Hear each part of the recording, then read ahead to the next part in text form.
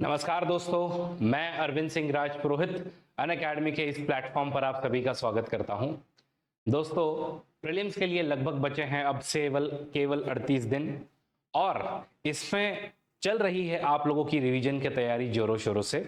लेकिन कुछ लोग चाहते थे कि एक फाइनल पॉलिटी के रिवीजन के लिए कोर्स जो है वो इंट्रोड्यूस किया जाए।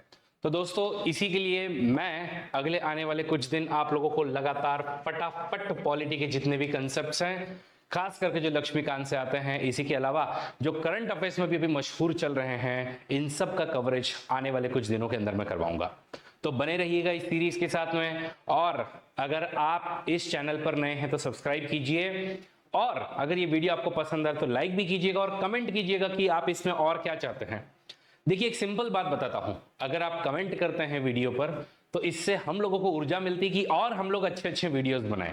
इसलिए कभी भी कमेंट करना ना भूलिएगा कि आप क्या चाहते हैं। चलिए, एनीवेज शुरुआत करते हैं हमारे पॉलिटी के क्विक रिवीजन के साथ में। सबसे पहला क्वेश्चन, संविधान क्या है? What is constitution? कॉन्स्टिट्यूशन क्या है? बिकॉज यहीं से सारी बातें शुरू होती है। पॉलिटी में सबसे इंपॉर्टेंट चीज अगर कोई है तो वो है आपका कॉन्स्टिट्यूशन, क्योंकि ये कॉन्स्टिट्यूशन ही है जो ये बताएगी कि गवर्नमेंट कौन फॉर्म करेगा, जो अलग अलग आपके इंस्टीट्यूशंस बनाएगा, जो गवर्नमेंट के ऊपर में लिमिटेशंस लगाएगा, जो लोगों को पावर्स देगा। ये सारी चीजें कहीं ना कहीं लिखित होंगी तो वो संविधान के अंदर में लिखी होती है। और हमारे पास में भी एक ऐसा ही संविधान है जो 26 जनवरी 1950 से हमारे देश में लागू हो चुका है। अब मेरा सवाल आप लोगों से यह है कि हमारे संविधान के अंदर में बहुत सारे बदलाव, जिसको हम लोग इंग्लिश में कहते हैं अमेंडमेंट, किए गए हैं। तो मेरा आप सबसे यह सवाल है, चैट बॉक्स में आप लोग जरूर बताइएगा कि अब तक इंडिया के कॉन्स्टिट्यूशन में कितने अमेंडमेंट हो चुके हैं। अच्छा, दुनिया का वन ऑफ द ओल्डेस्ट जो कॉन्स्टिट्यूशन है वो यूएसए का है। तो आपको मुझे ये भी बताना है कि यूएसए के कॉन्स्टिट्यूशन में कितने आज तक अमेंडमेंट हुए हैं। ये आपको कमेंट बॉक्स में जरूर कमेंट करना है। एनीवेज, सबसे पहले बात करते हैं संविधान क्या होता है। संविधान एक ऐसी बुक है जिसके अंदर में सेट ऑफ लॉज बताए हुए हैं, रूल्स बताए हुए हैं, और ये आपकी पूरी मशीनरी सेट करता है गवर्नमेंट की कि कैसे गवर्नमेंट जो है वो फंक्शन करने वाली है। तो हम लोग इसको कहते हैं, एकदम सिंपल सी भाषा में अगर हमको कहना है तो कॉन्स्टिट्यूशन को fundamental law of the land भी कहा जाता है, जिसके दायरे में ही सारी चीजें जो है वो होने वाली है। देखिए कैसा होता है कि अगर कोई एक आपकी ऑर्गेनाइजेशन है, उस ऑर्गेनाइजेशन के अंदर में आप चाहोगे कि रूल्स रहे, रेगुलेशंस रहे और उसके हिसाब से आपका वो ऑर्गेनाइजेशन चले। अगर आपके घर की बात करूं तो आपके घर के अंदर में आपके जो पेरेंट्स हैं, आपके दादाजी हैं, उन लोगों ने कुछ रूल्स सेट किए होंगे कि इस तरीके से हमारे घर के अंदर में सब कुछ जो है चलेगा। बस इसी तरीके से जब देश कैसे चलेगा उसके लिए कोई डॉक्यूमेंट चाहिए तो वो हमारा संविधान होता है। अब क्या है कि यूपीएससी कभी कभी इसके फंक्शंस पर सवाल कर चुकी है कि मेजर फंक्शंस जो है वो कॉन्स्टिट्यूशन के क्या होते हैं। तो सीधी सी बात है, एक मतलब हमारे देश के एक बेसिक रूल्स इस्टेब्लिश करना, एक कॉमन मिनिमम प्रोग्राम सब लोगों के लिए बनाना कि इस पर हम एग्री करेंगे, हमारे देश में ये होगा, हमारे देश में वो होगा और हमारी ये एस्पिरेशंस है। दूसरी चीज, इसमें फंडामेंटल प्रिंसिपल्स जिसके हिसाब से गवर्नमेंट जो है वो हमारे देश को गवर्न करेगी। तीसरा, इसके अंदर में हम लोग कहते हैं कि बेसिक एलोकेशन ऑफ पावर किसको होगा। कल को ये कहेगा कि मैं जब सबसे ज्यादा शक्तिशाली हूं इसलिए मुझे रूल करने का हक मिले। एक कहता है मैं सबसे ज्यादा बुद्धिमानी हूं क्योंकि मैंने बहुत सारी डिग्रियां अर्जित की हुई है। एक कहता है मेरे पास में बहुत ज्यादा पैसा है। एक कहता है मैं गरीब हूं इसलिए मुझे रूल। तो एक बेसिक जो है वो हम लोगों ने रूल्स बनाए कि कैसे पावर एलोकेट होगी, कैसे डिसीजन मेकिंग होगी और कौन रूल करेगा। And last but not least, सबसे इंपॉर्टेंट जो काम होता है किसी भी संविधान का, it is to limit the power of government. सत्ता में आने के बाद में आदमी लोभी बन जाता है, लालची बन जाता है और उसको लगता है कि अब मुझसे बढ़कर के कोई नहीं है। अब इसी ताकत को जब आपको तोड़ना हो, इसी ताकत पर जब आपको लिमिटेशन लगाने हो, अंकुश लगाना हो, तब आपके लिए आता है संविधान। तो आई होप आप लोगों को कॉन्स्टिट्यूशन जो है वो क्लियर हो गया है। इस वीडियो में मेजरली हम लोग हमारा संविधान क्या है, उसके कुछ सैलेंट फीचर्स क्या हैं वो हम लोग देखेंगे। और फिर मैं क्या करूंगा कि ये पूरे सीरीज में आपको एकदम क्विक रिवीजन करवाऊंगा, ऐसे क्विक रिवीजन करवाऊंगा कि आप लोग जो है इस प्रीलिम्स में जिसमें ज्यादा मार्क्स आप ले सको, ऐसे टॉपिक हम लोग फटाफट कवर करेंगे। ठीक है, तो कॉन्स्टिट्यूशन सबको इसके कंपोनेंट पता है कि इसके मेजरली एक बॉडी है, सबसे इंपॉर्टेंट बॉडी, जिसके अंदर में अलग अलग आर्टिकल्स हैं जिनकी संख्या लगभग आज के समय में 470 से भी ज्यादा जाती है, और 395 आर्टिकल्स के अंदर में हमने उसको समेटा है। उसके अंदर में 25 पार्ट्स हैं, ये आपकी मेन बॉडी है।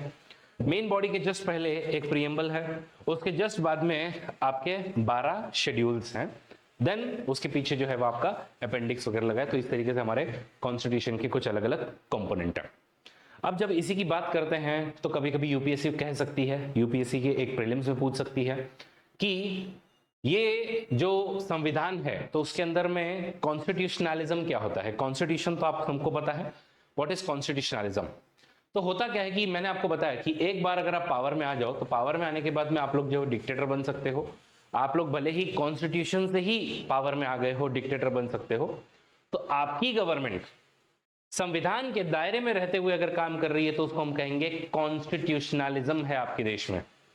फॉर एग्जाम्पल, कॉन्स्टिट्यूशन तो पाकिस्तान में भी था, जब वो आजाद हुए थे तो उन्होंने भी अपनी संविधान सभा से एक संविधान अवश्य बनाया था, लेकिन क्या उनकी गवर्नमेंट संविधान के दायरे में रहते हुए काम करी? Answer is no. तो उनके यहां पर कॉन्स्टिट्यूशन है, लेकिन क्या कॉन्स्टिट्यूशनलिज्म है? इसको आप उस चीज से कंपेयर कर सकते हो। किस चीज से सर? तो देखो, आप लोग सब जो है जब भी पढ़ाई करते हो उस समय में आप लोग एक प्लान अवश्य बनाते हो कि भाई मेरा प्लान है, क्या है मेरा प्लान? मेरा प्लान है सुबह ब्रह्म मुहूर्त में उठूंगा, 4 बजे उठूंगा। कितने बजे उठूंगा? 4 बजे।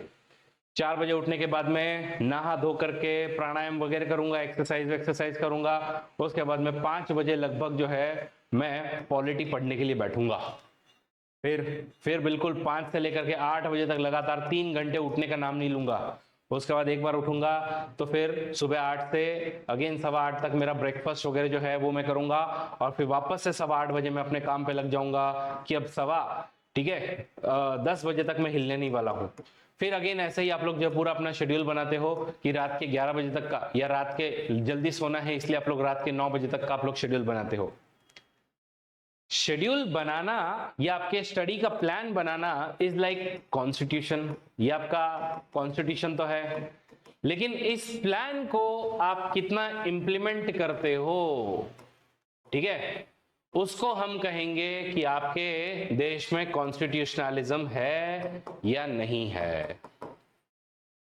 ठीक है, बिकॉज क्या है, प्लान बनाना एक काम है, लेकिन इस प्लान को सही तरीके से इंप्लीमेंट करना दूसरा काम है। वैसे ही कॉन्स्टिट्यूशन बनाना एक काम है, लेकिन इस कॉन्स्टिट्यूशन के दायरे में आपकी गवर्नमेंट ने रह करके काम करना, that's a all together different task. So constitutionalism is a political theory which prevents absolute power of the state, and it tells government officials that you are not free to do anything that you please, and you will have to be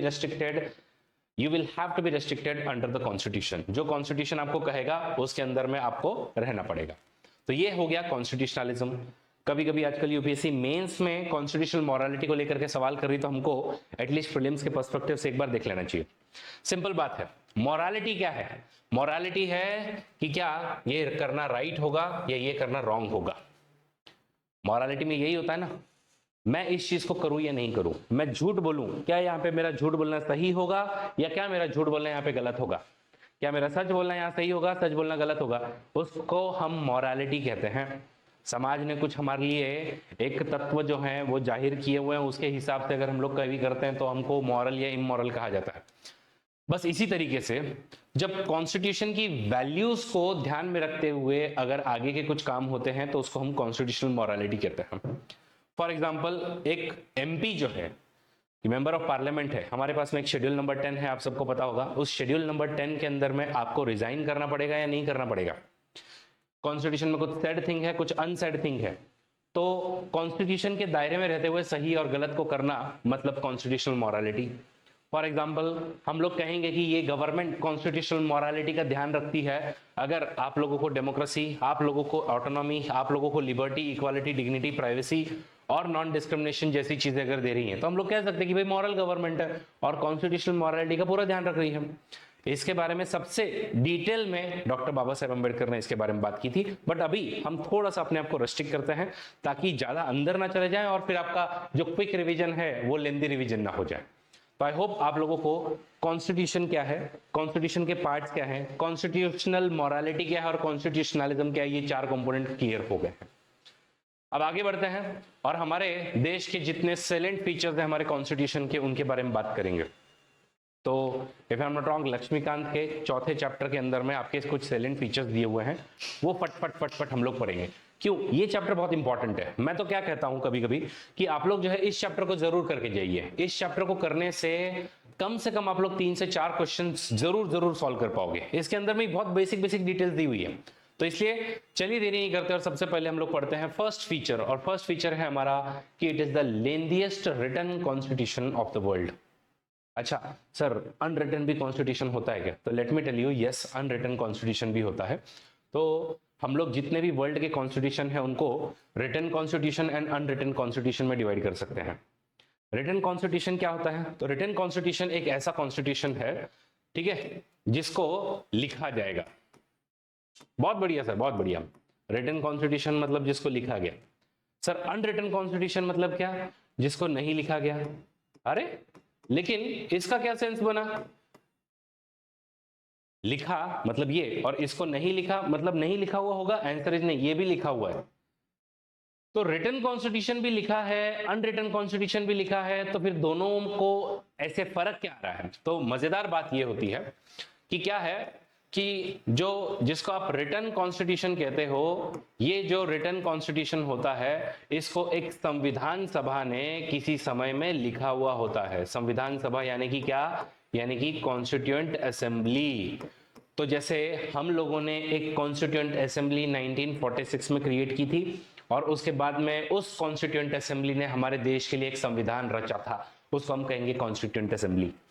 लेकिन वही बात अगर हम लोग UK के लिए करें तो यूके में लिखित चीजें तो हैं, लेकिन वहां पर एक ऐसा कोई सिंगल डॉक्यूमेंट नहीं है जिसको आप संविधान कह सको, कॉन्स्टिट्यूशन कह सको, या इतिहास का एक आप इंस्टेंस ढूंढ करके नहीं लेकर के आ सकते जब वहां पर कुछ लोग जो हैं बैठे थे और उन्होंने मिल करके कहा था कि ये हमारा संविधान है करके। तो यूके की क्या खास बात है? यूके की खास बात है कि उनका कॉन्स्टिट्यूशन जो है वो लिखित फॉर्म में है तो सही, कैसे, लेकिन वो अलग अलग उन्होंने जो जनरल लेजिस्लेशन के रूल्स बनाए हैं, उन्होंने कुछ एक्ट्स बनाए हैं, उन्होंने और भी कुछ जो है उनके जो आज तक के जो रेगुलेशंस वगैरह उन लोग फॉलो करते आ रहे हैं, आज तक के कस्टम ट्रेडिशंस उन लोग फॉलो करते हुए आ रहे हैं, इन सब को कुछ ना कुछ फॉर्म में आपने लिखा हुआ है, और फिर इसी को आप लोग जो है वो कॉन्स्टिट्यूशन कहते हो। लेकिन इसको अनरिटन कॉन्स्टिट्यूशन आप क्यों कहते हो? क्योंकि इनकी कभी कोई कॉन्स्टिट्यूएंट असेंबली नहीं थी, इतिहास के कभी एक जगह पर इन्होंने बैठ करके इस तरीके से कोई संविधान नहीं लिखा था, इसलिए इसको हम लोग अनरिटन कॉन्स्टिट्यूशन जो है वो हम लोग कहते हैं। ओके, तो मैं क्या कह रहा हूं, अनरिटन कॉन्स्टिट्यूशन क्या होता है? It lacks structured codification based on convention and judicial decisions. ठीक है, कोई स्ट्रक्चर्ड कोडिफिकेशन नहीं है, ज्यादा काम जो भी चल रहा है वो कन्वेंशन एंड जुडिशियल डिसीजंस के बेसिस पे। लेकिन यहां पर आपका एकदम प्रिसाइजली कोडिफाइड कॉन्स्टिट्यूशन होगा, उसको हम रिटन कॉन्स्टिट्यूशन कहेंगे। इसका ग्रेजुअल इवोल्यूशन होता है। ये आज हम लोग इन प्रिंसिपल्स में बिलीव करते थे, कल हम इन प्रिंसिपल्स में बिलीव करेंगे, परसों हम इसमें करेंगे, तो ग्रेजुअल इवोल्यूशन होता है। इसमें ऐसा नहीं होता है, इसमें सिस्टमैटिक ड्राफ्टिंग होती है। यूएस का कॉन्स्टिट्यूशन बैठ के आप लोगों ने बनाया है, ऑस्ट्रेलिया का कॉन्स्टिट्यूशन बैठ के आप लोगों ने बनाया है, इंडिया का कॉन्स्टिट्यूशन बैठ के आप लोगों ने बनाया है, तब जाकर के वो बना है। इसमें पार्लियामेंट सुप्रीम होती है, इसमें कॉन्स्टिट्यूशन सुप्रीम होता है, जुडिशियल पावर्स इसमें लिमिटेड होती है, इसमें जुडिशरी को अच्छी खासी पावर दोगे। ओके, तो यूके है, कनाडा है, चाइना है, ये सब इसके एग्जांपल है। इंडिया, यूएस, फ्रांस जो है, इन लोग ऐसे हैं जिन्होंने मिल करके अपने अपने लिए एक न एक दिन का भी जो कॉन्स्टिट्यूशन बनाया है उसको हम लोग अनरिटन कॉन्स्टिट्यूशन कहेंगे। तो हम अनरिटन की तो बात ही नहीं कर रहे हैं, हम रिटन की बात कर रहे हैं, और रिटन में भी सबसे लेंथीएस्ट कॉन्स्टिट्यूशन हमारा है। क्यों सर, क्या हुआ ऐसा? तो अगर हम लोग देखें तो प्रेजेंटली अगर एक 2019 छोड़ो 2024 तक अगर हम लोग देखें तो प्रीएम्बल, 470 से भी ज्यादा आर्टिकल, 25 पार्ट्स, 12 से ज्यादा 12 शेड्यूल्स, ये सब आप लोगों को आज के हमारे संविधान के अंदर में मिलते हैं। अच्छा, इसके पीछे कुछ रीजंस है, बिल्कुल रीजंस है। आप देखो तो सही, ज्योग्राफिकल फैक्टर, इंडिया कितना बड़ा है इंडिया।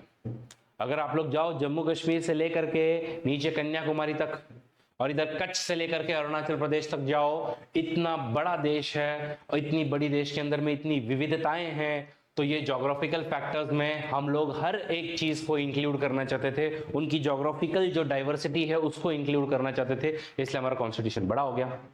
हिस्टोरिकल फैक्टर में ऐसा है कि गवर्नमेंट ऑफ इंडिया का जो एक्ट है 1935 का, ऐसा कहते हैं कि लगभग 2/3 ऑफ द कॉन्स्टिट्यूशन हमने वहीं से कॉपी किया है।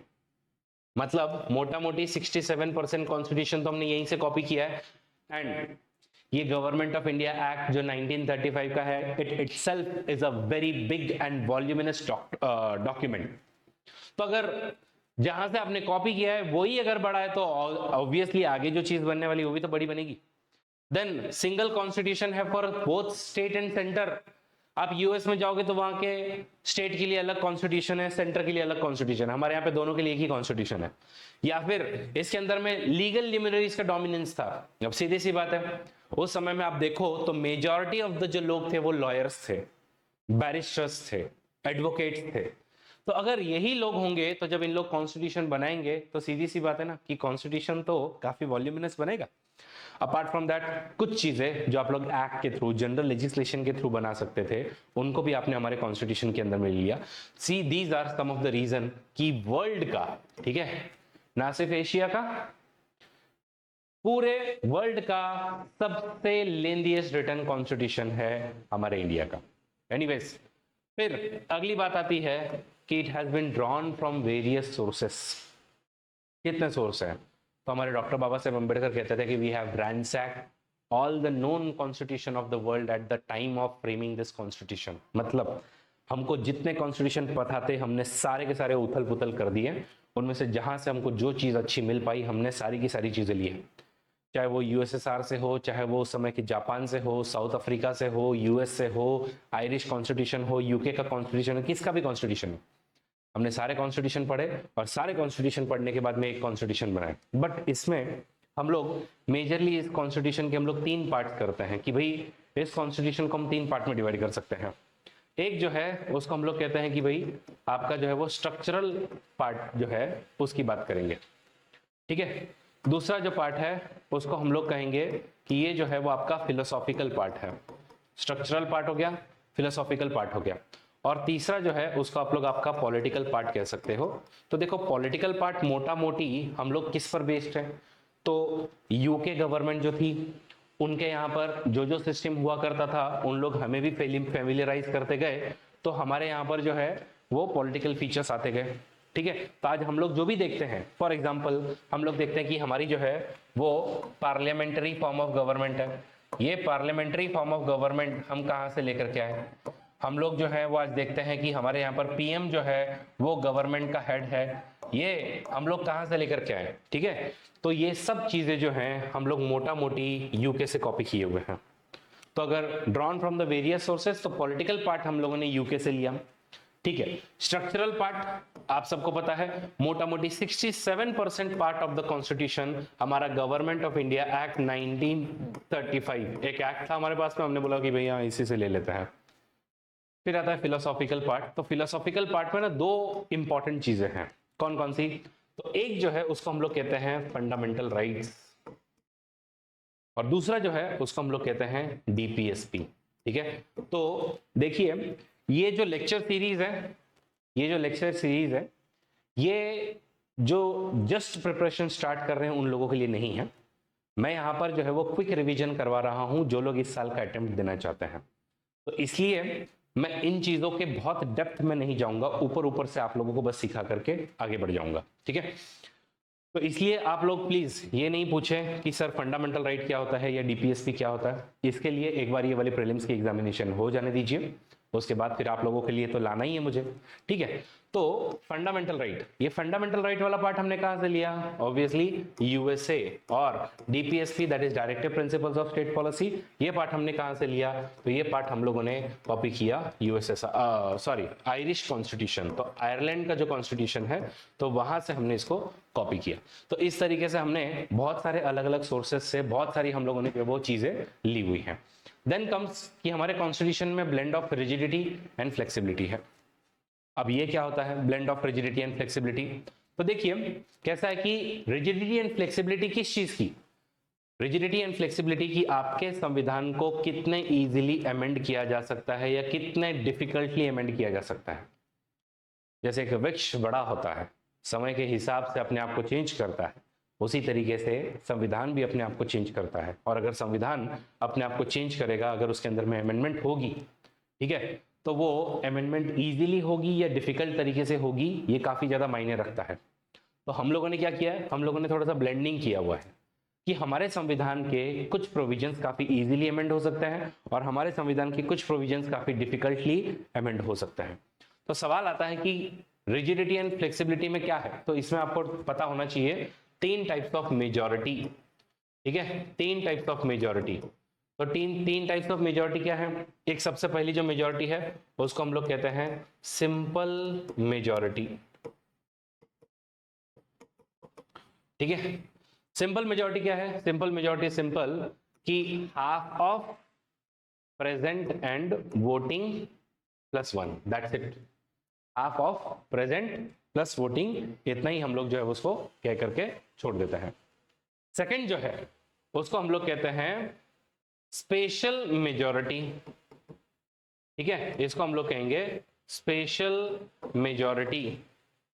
तो स्पेशल मेजॉरिटी क्या है, special majority is 2/3 of present and voting and what ever this number comes, मतलब 2/3 ऑफ प्रेजेंट एंड वोटिंग आता है, इसमें it should always be greater than half of total membership. Sir ये थोड़े से टर्म्स अगर आप हमको बता देते तो आनंद आ जाता, क्योंकि हम थोड़ा थोड़ा भूल चुके हैं प्रेजेंट एंड वोटिंग क्या होता है या फिर टोटल मेंबरशिप वगैरह क्या होता है। तो एक काम करते हैं, मैं आप लोगों को अगले कुछ मिनटों के अंदर में ये सारे कंसेप्ट जो अच्छे से क्लियर करवा करके दूंगा, तो आप लोग जो है वो कृपया करके ध्यान देना। Just a second. तो सुनिए, कैसा है कि अगर हम लोग यहाँ पर हमारी लोकसभा लें तो हमारे लोकसभा के अंदर में कितने मेंबर्स हैं, हमारे लोकसभा के अंदर में 543 मेंबर्स हैं। अगर हम लोग हमारे राज्यसभा लें, हमारे राज्यसभा के अंदर में टोटल जो है वो 245 मेंबर्स हैं। ठीक है, तो लोकसभा में आपके टोटल मेंबर्स कितने हैं आप लोग यहाँ पे देख लो। तो आप लोग लोकसभा का ही इसमें एग्जाम्पल लेंगे, तो हमारे जो टोटल मेंबर्स हैं उसकी संख्या आपके सामने आपको दिख रही है। तो जब जब मैं कहूंगा टोटल मेंबर, तो टोटल मेंबर का मतलब जो है वो ये आने वाला है। फिर जो है आप लोगों को यहाँ पर, ठीक है, इसमें अगला जो कंसेप्ट आता है, ओके, वो है वैकेंसी। ठीक है, तो अब जो है वो कुछ लोग इसमें वैकेंट होंगे। अच्छा अब देखो, वैकेंट एंड एब्सेंट ये दो टर्म्स में फर्क होता है। वैकेंट कौन है, वैकेंट का मतलब है कि सीट पर कोई है ही नहीं, ये कुर्सी है, ये कुर्सी पर अगर कोई बैठने के लिए ही आपके पास में नहीं है तो ये सीट वैकेंट है। और एब्सेंट का मतलब कि वो आज नहीं आया। फर्क है दोनों में। किसी की अगर मान लो डेथ ही हो गई, तो डेथ होने के बाद में seat will not fall absent, it will fall vacant. ठीक है, इट विल फॉल वैकेंट। तो मान लीजिए हमारा टोटल मेंबर्स है 543, इसमें से वैकेंट जो है वो आपके हैं 43। तो अगला जो नंबर आएगा वो क्या होगा, अगला जो नंबर आएगा उसको हम कहेंगे कि भाई आपके टोटल जो है वो इफेक्टिव मेंबर्स कितने हैं। और आपके इफेक्टिव मेंबर्स क्या हैं भाई, जो आपके टोटल मेंबर्स हैं दैट इज 543, उसमें से 43 वैकेंट है, तो आपके इफेक्टिव मेंबर्स होंगे भाई 500। ठीक है, अब लेकिन आज सेशन है, आदमी बीमार है। देखो वैकेंसी का मतलब है डेथ हो गई, या फिर और भी कुछ कारण हो सकते हैं कि कोर्ट ने आप लोगों को डिस्क्वालीफाई कर दिया हो। कभी कभी पार्लियामेंट खुद भी आपको डिस्क्वालीफाई कर सकती है, जैसे महुआ मोएत्रा के केस में हुआ था। तो ऐसे मल्टीपल रीजंस हो सकते हैं वैकेंसी के लिए। इफेक्टिव मेंबरशिप जो है वो आपकी हो गई 500। बट अब देखो 500 के 500 लोग तो कभी आएंगे नहीं। आप कभी खुद ने भी अगर मीटिंग बुलवाई हो या आप लोगों ने कभी गोवा का प्लान किया हो, तो हर कोई तो आता नहीं है ना। तो कितने लोग आएंगे, तो मान लो अगर 100 लोग जो है वो एब्सेंट है, तो भाई साहब प्रेजेंट कितने हो गए, प्रेजेंट जो है वो कितने हो गए, तो प्रेजेंट हो गए आपके लगभग 400 लोग। कितने हो गए, प्रेजेंट हो गए आपके 400 लोग। तो प्रेजेंट कितने हैं, सिर्फ 400 है। अब प्रेजेंट होने के बाद में भी कुछ लोग जो वोट नहीं करते हैं, क्यों। मैं अपने विद्यार्थियों से एक बहुत ही इंटरेस्टिंग क्वेश्चन कभी कभी पूछता हूं, आप लोग इसका जवाब केवल हाँ या ना में दीजिएगा। ठीक है, आप लोग कमेंट बॉक्स में मुझे लिखिएगा। तो मैं पूछता हूं आपसे क्या आपने चोरी करना छोड़ दिया?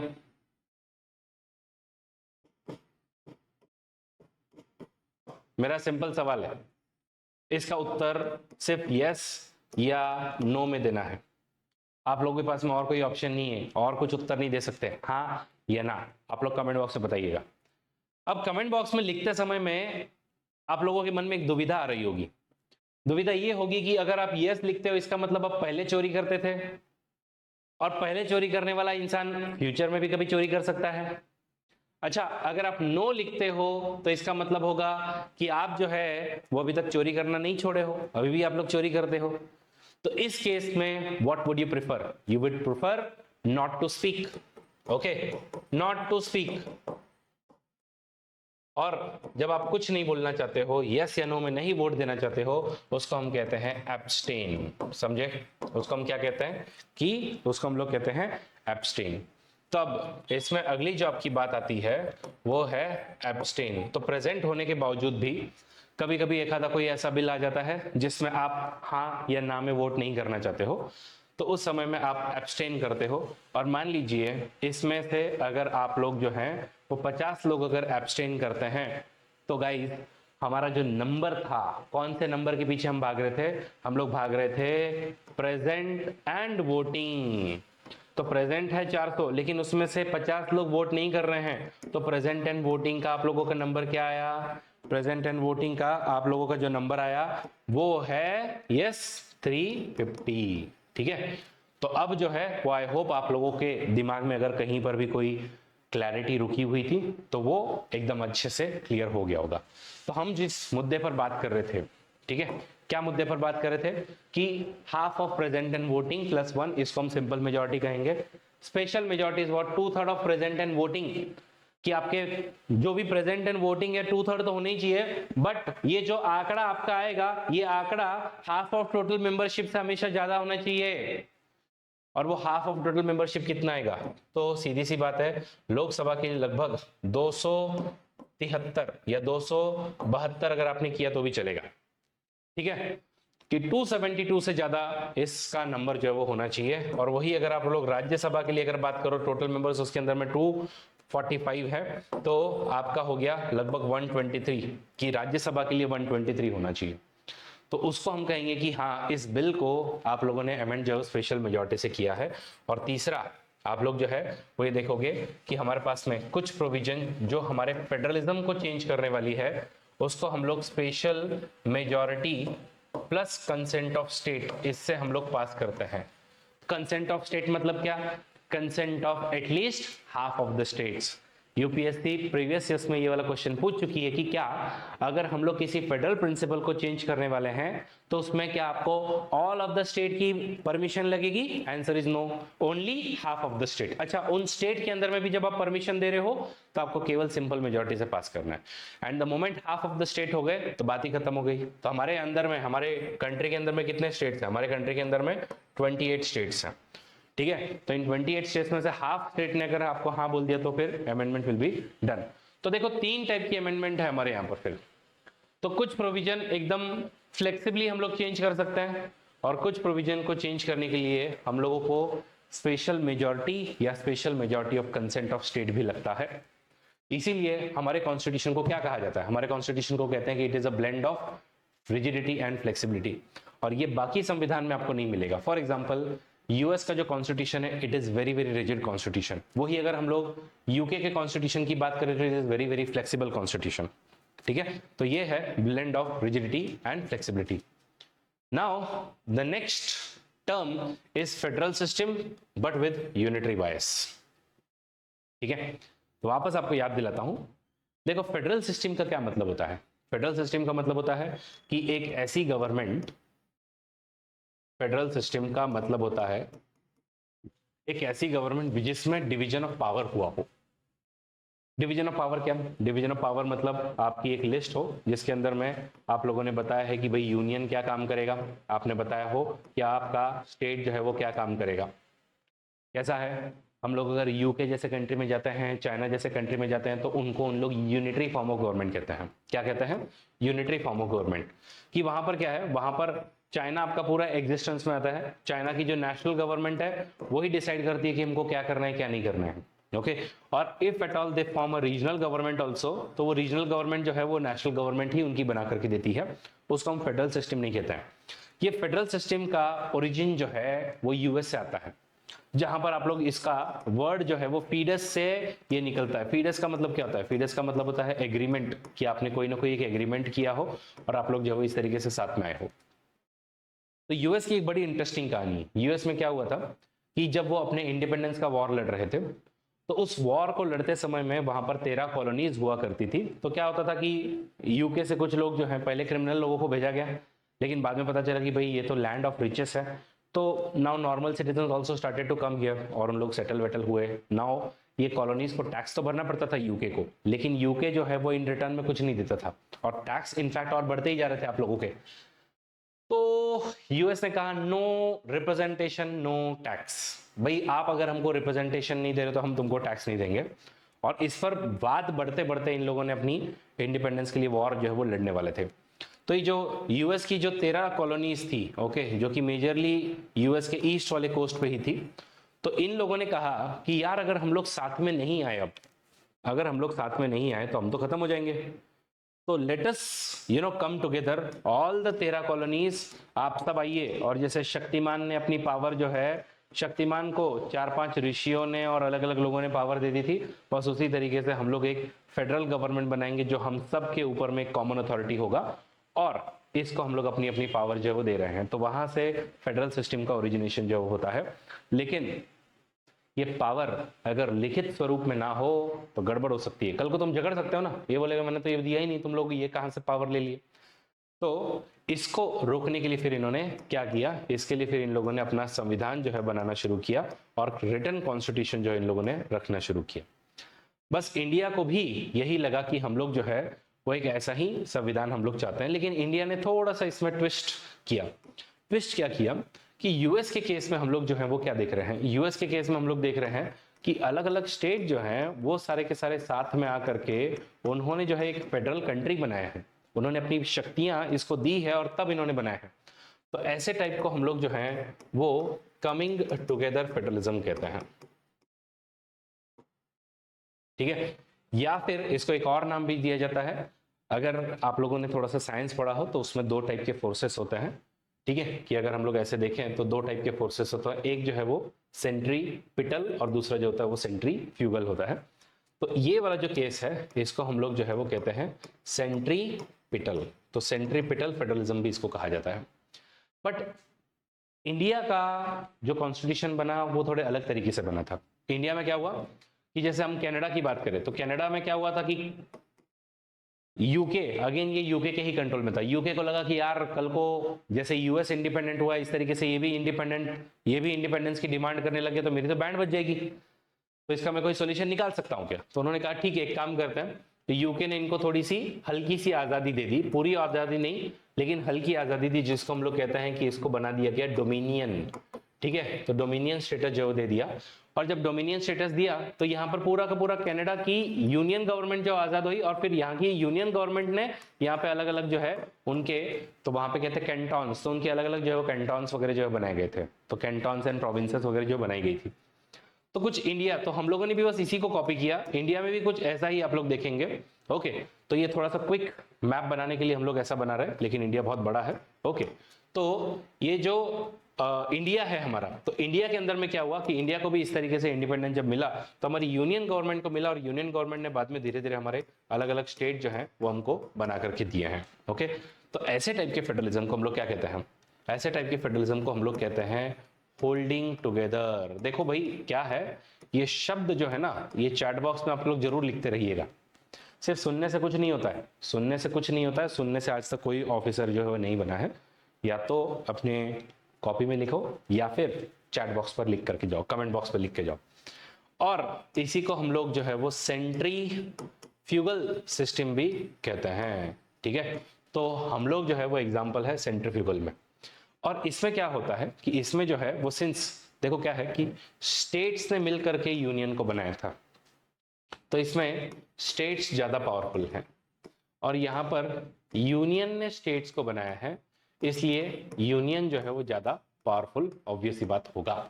तो हमारे कंट्री में जो हमने फेडरल सिस्टम लिया है, तो उसमें क्या है कि हम लोग थोड़े से यूनियन की तरफ में ज्यादा बायस्ड हैं। हमारे अलग अलग फीचर्स हैं। क्या क्या फीचर्स हैं कि भाई हमारे यहाँ पर ड्यूअल पॉलिटी है, हमारे यहाँ पर रिटर्न कॉन्स्टिट्यूशन है, हमारे यहाँ पर इंडिपेंडेंट जुडिशरी है, बिल्कुल है, ठीक है। लेकिन जहां तक बात आती है कुछ यूनिटरी फीचर्स भी हैं, जैसे हमारे देश में एक सिंगल कॉन्स्टिट्यूशन है, सिंगल सिटीजनशिप है, उसी के अलावा हमारे यहाँ पे ऑल इंडिया सर्विसेज हैं। तो ऐसी बहुत सारी चीजें हैं जो थोड़ा सा यूनिटरी फीचर जो है वो हमारे यहाँ पे दर्शाती हैं। तो इसलिए हम लोग क्या कहते हैं, हम लोग कहते हैं कि हमारा अगेन यहाँ पे ब्लेंड ही है कि फेडरल सिस्टम भी है और यूनिटरी सिस्टम भी है, और उसका हमने थोड़ा सा ब्लेंड करके यूनिटरी सिस्टम की तरफ में थोड़ा ज्यादा बायस्ड है, ये यूनियन की तरफ में ज्यादा बायस्ड है, ऐसा है। अब इसीलिए कोई कोई हम लोगों को कहता है कि तुम लोग जो है वो ट्रूली फेडरल नहीं हो, आप लोग जो है वो क्वासी फेडरल जो है वो हो। तो कभी कभी हमारे संविधान को, ठीक है, क्वासी फेडरल भी कहा जाता है। तो गाइज आई होप आप लोगों को ये चीजें जो है वो अच्छे से थोड़ी थोड़ी धीरे धीरे क्लियर हो रही है।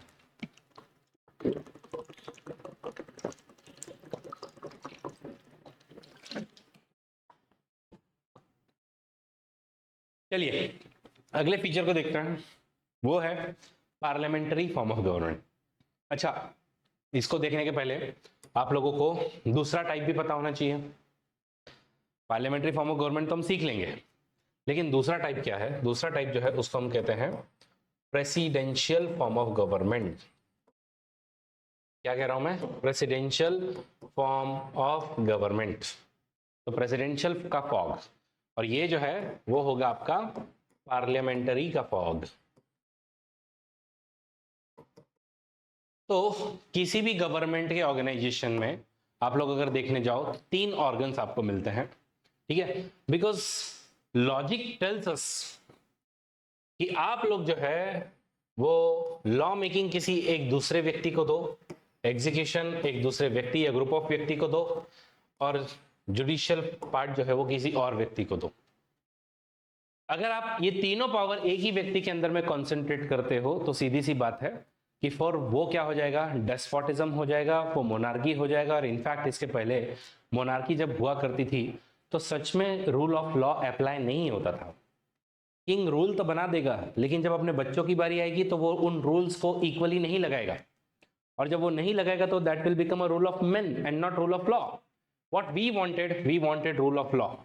और जब आपको देश में रूल ऑफ लॉ चाहिए तो नेचुरल जस्टिस के प्रिंसिपल्स आपको कहते हैं कि लेजिस्लेचर यानी कि लॉ मेकर्स अलग हों, एग्जीक्यूटिव यानी कि लॉ को इंप्लीमेंट करने वाले अलग हों, और जुडिशरी जो इनके ऊपर में लॉ सही तरीके से इंप्लीमेंट किया गया या लॉ इटसेल्फ सही बनाया गया उसके लिए एडजुडिकेशन के लिए अलग बॉडी हो। तो ये प्रिंसिपल्स इंडिया ने भी अपनाए, ये प्रिंसिपल्स यूएस ने भी अपनाए, लेकिन यूएसए ने इन प्रिंसिपल्स को काफी स्ट्रिक्टली इंप्लीमेंट किया।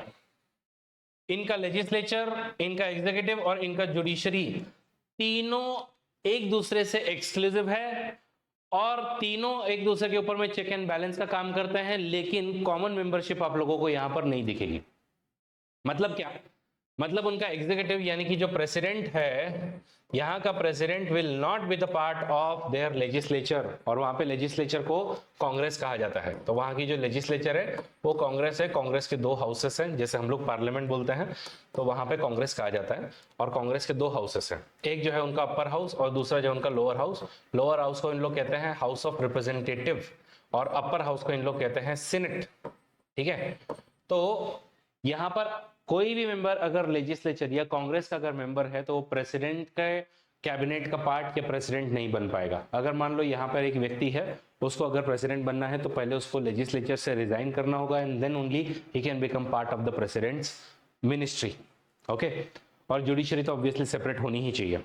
इसका मतलब अगर हम लोग यूएसए में जाएं तो यूएसए में वहां पर जो जनता है, तो मान लो ये आपकी जनता है, ठीक है, तो ये जनता जो है वो दो बार वोट करती है, एक बार ये अपने प्रेसिडेंट को इलेक्ट करती है और एक बार ये अपने कांग्रेस को इलेक्ट करती है। कैसे? तो मैं आपको बता देना चाहता हूं, यूएस का प्रेसिडेंट के इलेक्शन का टर्म काफी ज्यादा एकदम फिक्स्ड है, हर 4 साल में इन लोगों का होते रहता है।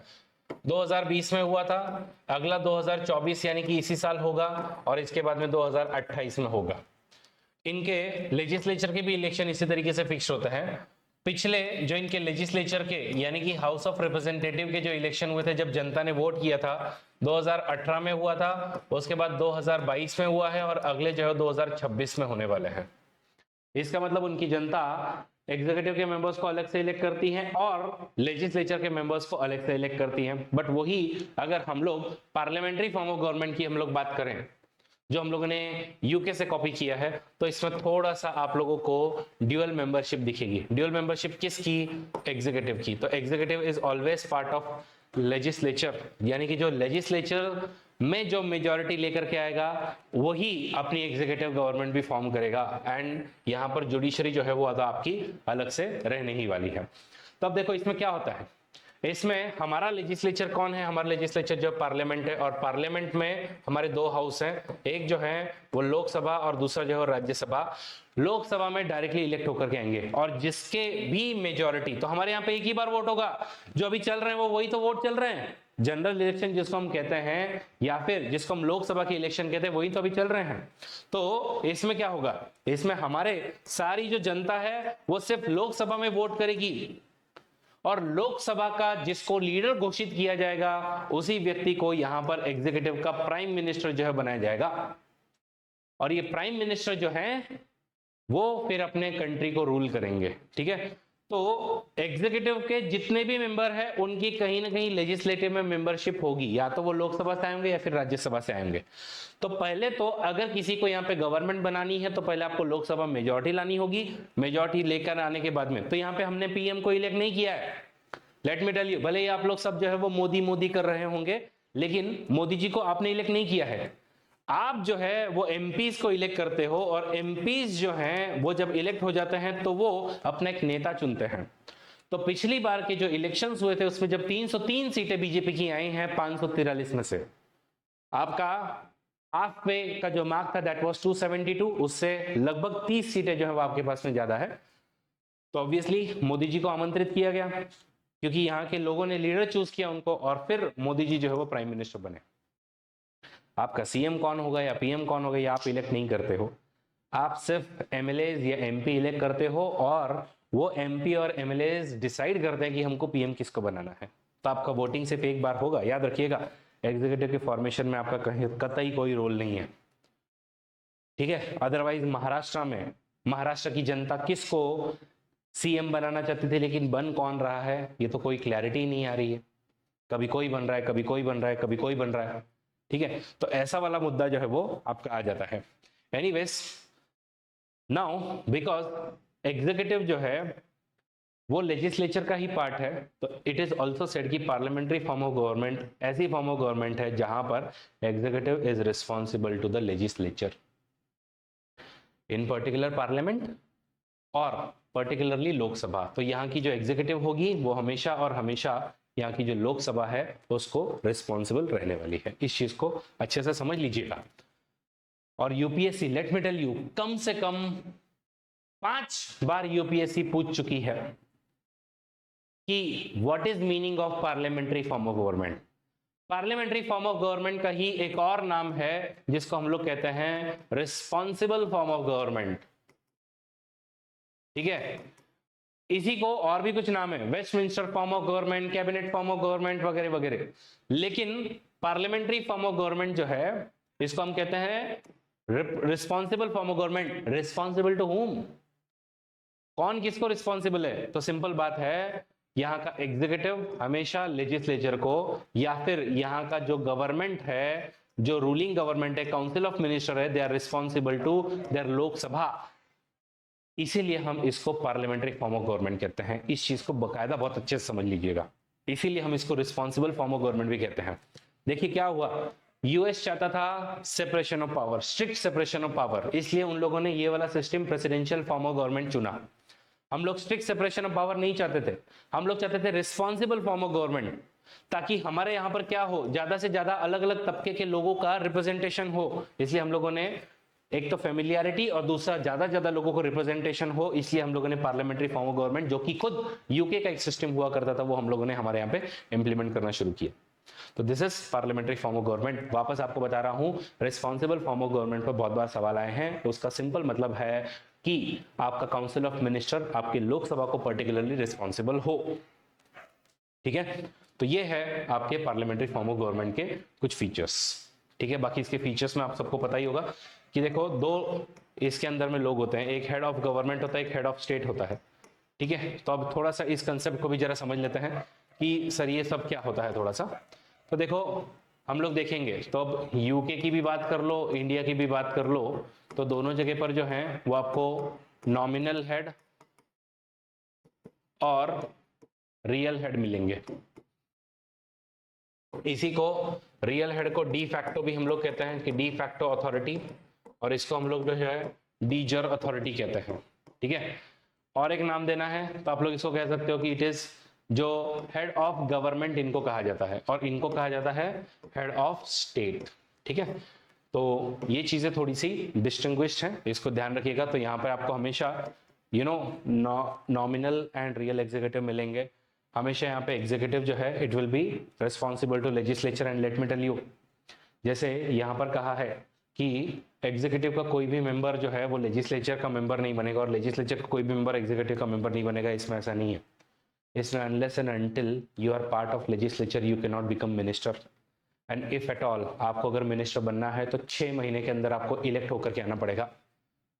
एग्जाम्पल है हमारे minister of external affairs S Jaishankar साहब, तो वो लगभग जो है वो जब उनको मिनिस्टर बनाया गया तो he was not member of Lok Sabha और Rajya Sabha, then he had to get elected into Rajya Sabha, otherwise आप लोग मिनिस्टर नहीं रह सकते। 6 महीने तक रह सकते हो बट उसके बाद में नहीं रह सकते हो। तो ऐसे कुछ हमारे यहाँ पर जो है वो सिस्टम आप लोगों को दिखाई देगा। अब मेरा एक सवाल है, आप लोग मुझे कमेंट बॉक्स में बताइएगा यूके का क्या हाल है, यूके में क्या होता है, यूके में ऐसा कुछ होता है क्या कि 6 महीने की मुद्दत आपको मिलती है या नहीं मिलती है, आप मुझे बताइएगा। एनीवेज, अगला जो है वो है कि हमारी इंटीग्रेटेड और इंडिपेंडेंट जुडिशरी है।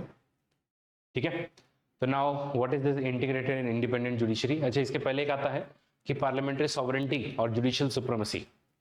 तो ऐसा बहुत बार काफी ज्यादा फाइट जो है वो अलग अलग केसेस में हुई है, तो भाई सुप्रीम कौन है। ठीक है, तो जैसे एक काफी फेमस केस जो था उसको हम लोग कहते हैं गोलकनाथ केस। ठीक है, गोलकनाथ केस जो कि था 1967 का, और इसमें बात आई थी कि क्या पार्लियामेंट मन चाहे वो लॉ ला सकती है और क्या वो कॉन्स्टिट्यूशन को मन चाहे वैसे बदल सकती है। ठीक है, तो उस समय में गोलकनाथ केस में सुप्रीम कोर्ट ने कहा था कि भाई no, judicial supremacy is very very important, हमारे देश में judicial supremacy is very very important, इसलिए ठीक है आप लोग अपने मर्जी से कुछ भी नहीं कर सकते, आप लोग हर एक कोई भी प्रोविजन चेंज नहीं कर सकते। लेकिन ऑब्वियसली उस समय में इंदिरा गांधी जो खुश नहीं हुई, तो उन्होंने एक अमेंडमेंट लाई थी जिसको हम कहते हैं 24th कॉन्स्टिट्यूशनल अमेंडमेंट एक्ट। और ये 24th कॉन्स्टिट्यूशनल अमेंडमेंट एक्ट में आप लोगों ने कहा कि हमको कॉन्स्टिट्यूशन की जो प्रोविजन चेंज करनी हम लोग कर सकते हैं बिकॉज पार्लियामेंट इज सॉवरेन। ठीक है, तो इनका झगड़ा चल रहा था, पार्लियामेंट का और जुडिशरी का झगड़ा चल रहा है कि सुप्रीम कौन है। पार्लियामेंट बोल रही हम तो सॉवरेन है, हमको जो लॉ बनाना है बना सके। ब्रिटेन में भी जाके देखो, British parliament can do anything, तो व्हाई जुडिशरी स्टॉपिंग अस। और जुडिशरी इधर बोल रही है कि भाई तुम सॉवरेन नहीं हो, रुक जाओ, तुम्हारी मर्जी में आएगा वैसे लॉ मत बनाते बैठो। तो वहां पर आपका एक रेस्ट्रिक्शन जो है वो आता है। लेकिन फिर 24th कॉन्स्टिट्यूशन अमेंडमेंट ने, इंदिरा गांधी ने कहा कि नहीं हम लोग तो सॉवरेन है। फिर उसके बाद में इसका अगला जो केस आता है तो केशवानंद भारती नाम का जो है वो केस आता है 1973 में। तो 1973 में फिर सुप्रीम कोर्ट ने भी थोड़ा एक अच्छा सा स्टैंड लिया, उन्होंने कहा कि देखो कैसा है कि पार्लियामेंट सॉवरेन है, इस चीज को हम मानते हैं, और संविधान के जिस भाग को जैसे आपको चेंज करना है वो भी आप कर सकते हो, बट इसका मतलब ये नहीं होता है कि जुडिशरी से आप जुडिशियल रिव्यू की पावर छीन लो। क्योंकि इन्होंने 24th अमेंडमेंट जब लाई थी, इसी में उन्होंने ये भी कह दिया था कि जुडिशरी जो है वो क्वेश्चन नहीं करेगी, हमको जो लॉ लाना है हम लोग लाएंगे, लेकिन जुडिशरी क्वेश्चन नहीं करेगी। तो वो बोले ये जरा ज्यादा बदतमीजी हो जाएगी, तो आप लोग जो आपको अमेंडमेंट करनी है करो, लेकिन जुडिशरी का रिव्यू भी रहेगा, तो जुडिशरी जो है वो आकर के देखते रहेगी। तो केशवानंद भारती केस में अब ये सेटल हो चुका है कि पार्लियामेंट भी सॉवरेन है और जुडिशरी भी सुप्रीम रहेगी, दोनों है, दोनों का भी किस्सा जो वो रहेगा। और इनका कहना है कि संविधान में आपको जो बदलाव करने हैं वो आप बदलाव कर सकते हो, लेकिन एक चीज को ध्यान में रखते हुए, and that is called as the basic structure. Let me tell you, अब ये बेसिक स्ट्रक्चर पर थोड़ी बात करते हैं, क्योंकि अगेन यूपीएससी का one of the favourite topic, और यूपीएससी कई बार इस पर सवाल जो है वो कर भी चुकी है। तो क्या है ये बेसिक स्ट्रक्चर? मैं इसको बहुत एक ब्यूटीफुल अंदाज में सिखाता हूं कि बेसिक स्ट्रक्चर क्या है। तो आप सबको चाय की प्याली तो बड़ी पसंद होगी, ठीक है, ये चाय पीना सबको पसंद है। ये जो चाय बनती है, ये चाय कैसे बनती है? तो ऑब्वियस ही बात है, इसके अंदर में आपको दूध लगेगा, इसके अंदर में आपको चाय पत्ती लगेगी, ठीक है। अब इसके अंदर में आप लोगों को फिर पानी भी लगेगा, इसके अंदर में कोई जो है वो इलायची भी डालेगा, ठीक है, कोई जो है इसके अंदर में काली मिर्च डालेगा, कोई जो है इसके अंदर में उनको चाहिए भाई वो क्या कहते हैं, वो क्या बोलते हैं, हरी घास आती है उसको, मैं सडनली नाम बोल रहा हूँ, लेमन ग्रास, हाँ, लेमन ग्रास जो है वो डालेगा, ठीक है।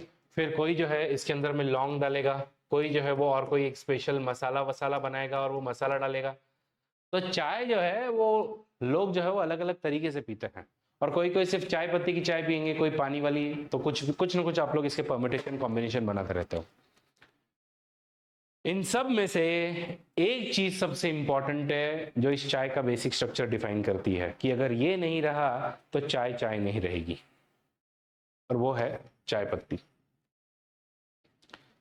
कोई दूध वाली चाय पिएगा, कोई बिना दूध वाली पिएगा, कोई पानी वाली पिएगा, कोई बिना पानी वाली पिएगा, कोई इलायची वाली पिएगा, कोई बिना इलायची पिएगा, कोई बिना काली मिर्च पिएगा, कोई इसमें लेमन ग्रास डाल करके पिएगा, कोई जो है इसके अंदर में अगेन बाकी के कुछ मसाले लौंग वोंग डाल करके पिएगा, कोई मसाले डाल के पिएगा, कोई नहीं पिएगा।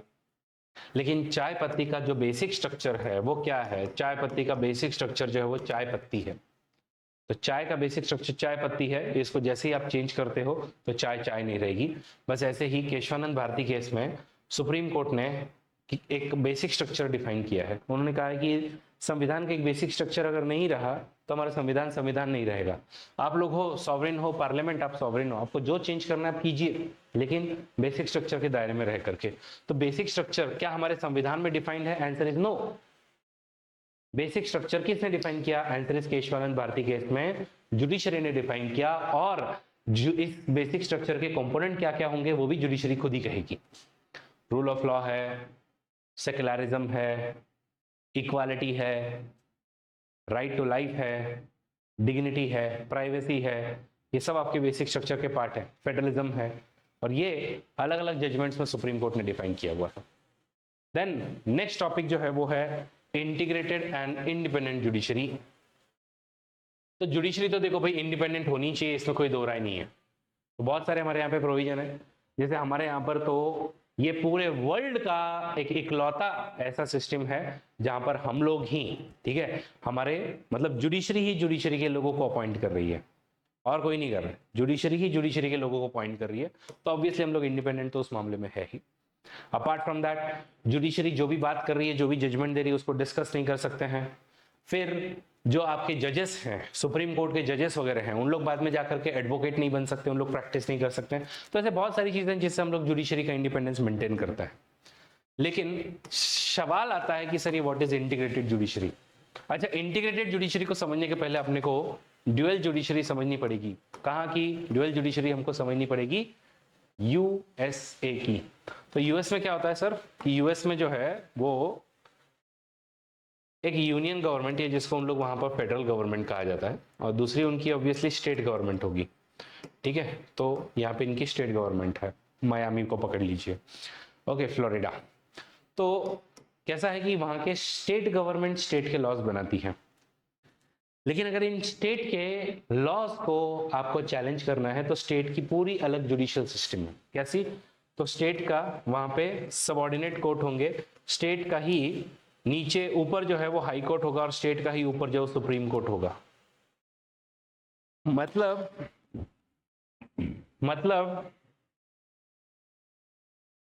चल रहा है ना भाई, गिर गया था, हाँ। मतलब स्टेट जो है, ठीक है, मैं उसकी क्या बात कर रहा हूं, स्टेट जो है उसकी खुद की सबऑर्डिनेट जुडिशरी, उसके हाई कोर्ट है, उसका सुप्रीम कोर्ट है, और वही फेडरल गवर्नमेंट के लॉज को चैलेंज करने के लिए फेडरल का अलग से सबऑर्डिनेट कोर्ट, उसका अलग से हाई कोर्ट, उसका अलग से सुप्रीम कोर्ट होगा। पूरा अलग अलग सिस्टम है। इसका मतलब 50 स्टेट के अलग अलग 50 सुप्रीम कोर्ट भी है, जिसमें आप स्टेट के ही लॉज को चैलेंज कर सकते हो। आप लोग यूनियन के लॉज को चैलेंज नहीं कर सकते। आपको यूनियन के लॉज को चैलेंज करना तो यूनियन के सुप्रीम कोर्ट में अलग से जाना पड़ेगा।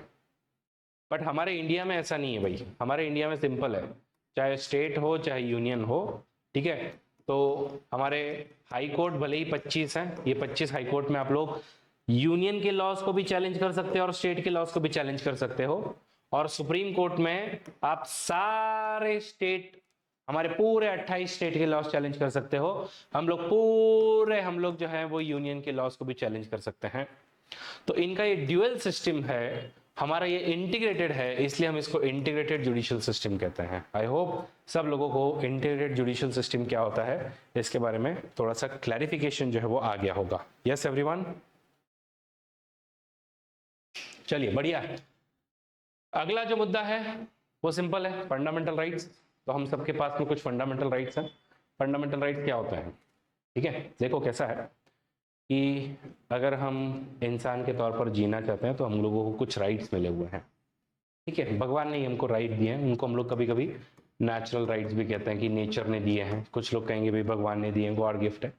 फॉर एग्जाम्पल हमको स्पीच की पावर दी है, तो ऑब्वियसली हमारे पास में पावर होनी चाहिए कि हमारा freedom of speech and expression हो, हम लोग जो है वो डिग्निफाइड लाइफ जो है वो जी सके, ठीक है। हम लोग जो है वो हमको इक्वालिटी वगैरह मिले, तो ऐसे कुछ राइट्स हैं।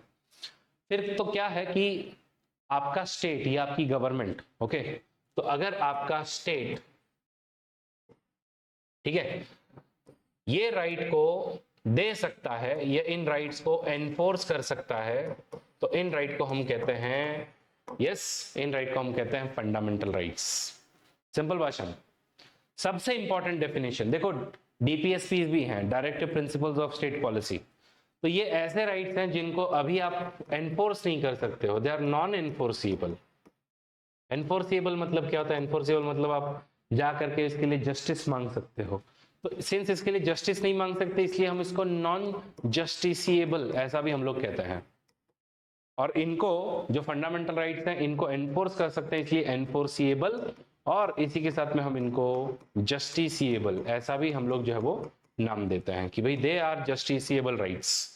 You can go to high court, you can go to supreme court. लेकिन फॉर एग्जांपल जैसे डीपीएसपी हमारे आर्टिकल नंबर 44 में लिखा हुआ है, हमारे आर्टिकल नंबर 44 में क्या लिखा है, state shall endeavour for uniform civil code. लेकिन क्या ये यूनिफॉर्म सिविल कोड इंप्लीमेंट होगा? आप जुडिशरी के पास में जाकर के बोल सकते हो कि इसको इंप्लीमेंट करो, आंसर इज नो, ठीक है। जुडिशरी सिर्फ आपको सजेशन दे सकती है भाई इंप्लीमेंट करने की कोशिश करो। विलेज पंचायत को ऑर्गेनाइज करना, कॉटेज इंडस्ट्री को ऑर्गेनाइज करना, फ्री लीगल एड देना, मैटरनिटी रिलीफ देना, अगर आप अनएम्प्लॉयड है तो आपको अनएम्प्लॉयमेंट का भत्ता देना, तो ये सब चीजों के लिए जो है वो डीपीएसपीज है, जो आपको कहती है कि बिकॉज वी नो कि right now you don't have power to implement them, so in future you must implement them. Why? Because देखो मजेदार बात है, ये शब्द बहुत अच्छे से मैं डबल कोट में लिख रहा हूं इस शब्द को, कि हमारा कॉन्स्टिट्यूशन कहता है कि इनको इंप्लीमेंट जरूर कीजिए क्योंकि they are fundamental in governance. तो वो कह रहे हैं कि it shall be the duty of upcoming, जितनी भी गवर्नमेंट है उनकी, तो हर एक गवर्नमेंट की ये ड्यूटी हो कि they are fundamental in governance, कि उनके बिना आप एक कल्याणकारी राज्य, आप एक वेलफेयर स्टेट नहीं चला पाओगे। तो कोशिश करिएगा कि आप एक फंडामेंट, आप लोग जो है वो इनको इंप्लीमेंट करने की कोशिश कीजिएगा, ठीक है। अभी नॉन एनफोर्सिबल है, फ्यूचर में जितने जल्दी हो सके इसको एनफोर्स कीजिए। तो ये सबसे बड़ा डिफरेंस है फंडामेंटल राइट में और डीपीएसपीस के अंदर में। तो fundamental right are enforceable, justiciable, ठीक है। और फिर इसके अंदर में ये आप लोगों को बहुत सारे अलग अलग सेट ऑफ राइट जो है वो आपको देता है, ठीक है। तो ये आपके फंडामेंटल राइट और डीपीएसपीस को लेकर के बातें हैं। बाकी ये फंडामेंटल राइट जो है आपकी पॉलिटिकल डेमोक्रेसी स्टैब्लिश करते हैं, और ये जो है वो आपकी सोशल एंड इकोनॉमिक डेमोक्रेसी को स्टैब्लिश करते हैं। अगला जो मुद्दा है वो है फंडामेंटल ड्यूटीज, कि आप लोगों की फंडामेंटल ड्यूटीज क्या है। तो आप सबको पता होना चाहिए हमारे ओरिजिनल कॉन्स्टिट्यूशन में, यानी कि जो 1950 का जो हमारा संविधान था, 1950 का जो हमारा संविधान है, उसके अंदर में ये फंडामेंटल ड्यूटीज नहीं हुआ करती थी, ओरिजिनल कॉन्स्टिट्यूशन में नहीं थी। तो फिर कब आई? ये आई स्वर्ण सिंह कमेटी के रिकमेंडेशन पर, जिनको इंदिरा गांधी ने इमरजेंसी की पीरियड में अपॉइंट किया था। तो उस समय में इनके रिकमेंडेशन पर 42nd जब कॉन्स्टिट्यूशनल अमेंडमेंट हुई, ओके, 1976 के अंदर में, तब जो है वो 10 ड्यूटीज ऐड की गई। कितनी? 10 ड्यूटीज ऐड की गई कि आपके अलग अलग, कि आप हमारे देश का जो एंथम है, हमारे देश के जो सिंबल है, उनको आप जो है उनका अपमान नहीं कीजिएगा, आप उनका सम्मान कीजिएगा, महिलाओं का सम्मान कीजिएगा, ऐसी सारी बातें इसके अंदर में लिखी हुई। फिर लेकिन आप बोलोगे सर यहाँ कुछ तो गड़बड़ है सर, घोटाला है, क्योंकि मैंने फंडामेंटल ड्यूटीज पढ़ के देखी हैं, टोटल आ रही हैं 11। कितनी आ रही है टोटल? टोटल आ रही है 11। तो अगर 11 ड्यूटीज है तो 10 ड्यूटीज कैसे बोल रहे हो? तो देखो 42nd अमेंडमेंट ने 10 ऐड करके दी थी, ओके, और एक ड्यूटी जो है वो 86th कॉन्स्टिट्यूशनल अमेंडमेंट, जो कि 11वीं ड्यूटी है, उसको 86th कॉन्स्टिट्यूशनल अमेंडमेंट ने ऐड करके दिया हुआ है, ओके। 86th कॉन्स्टिट्यूशनल अमेंडमेंट ने ऐड करके दिया है, ऐसे करके हमारी टोटल जो है वो कितनी आती है, ओके। बाकी ठीक है, तो इसके आगे का पार्ट जो है वो हम लोग अगले वीडियो में कवर करेंगे। तब तक के लिए थैंक यू सो मच। वापस आप लोगों को एक बात जो है मैं बता देना चाहता हूँ, और वो बात कुछ इस तरीके की है कि देखिए हमारे अनअकैडमी पर जो है वो बहुत सारे टॉपर जो हैं वो सिलेक्ट हुए हैं। तो आप देखिए अनअकैडमी के लर्नर जो हैं वो यूपीएससी 2023 में शाइन हुए हैं। एआर रैंक 1 हो, एआर 6 हो, 3 हो, 9 हो, सारे यहाँ से रहे हैं। तो 320 से भी ज़्यादा लर्नर्स अनअकैडमी के हैं। तो हम लोगों ने प्राइस ड्रॉप किया है। प्राइस ड्रॉप कब तक किया? तो हम लोगों ने प्राइस ड्रॉप किया है 25,000 में। आपका जीएस का सब्सक्रिप्शन 25,000 में आपको मिलेगा, लेकिन कब तक? सिर्फ 11 तारीख तक। 11 तारीख के बाद में आप सबको बता देना चाहता हूँ कि ये जो है वो 59,999 यानी कि 60,000 का हो जाएगा। तो गाइज जल्दी कीजिए, ओके। हम लोगों ने ये पहले तो ऑफर लगभग आप लोगों का सिर्फ 7 तारीख तक था, लेकिन अब इसको हमने 11 तारीख तक बढ़ा दिया है। तो अब कृपया करके देरी नहीं कीजिएगा और इस ऑफर का आप लोग लाभ जो है जरूर लीजिएगा। हमारी 7 मई से आरंभ, ट्रियम्फ एंड लक्ष्य, ये तीनों इंग्लिश और हिंदी में बैच शुरू हो रही है। और हमारी एक यूआई पीएमटी भी आ रही है 12 मई और 26 मई को, ठीक है, जो जीएस और सीसैट का टेस्ट लेगी 9:30 और 2:30 बजे। तो जरूर जो है इसमें आप लोग एनरोल कीजिएगा। Having said that, thank you so much. और इस ऑफर को वापस ध्यान में रखिए, ये वाला ऑफर जो है वो काफी जरूरी है आप सबके लिए। कोड जो यूज करना है एडमिशन लेते समय में वो होगा Aravinda. Thank you so much.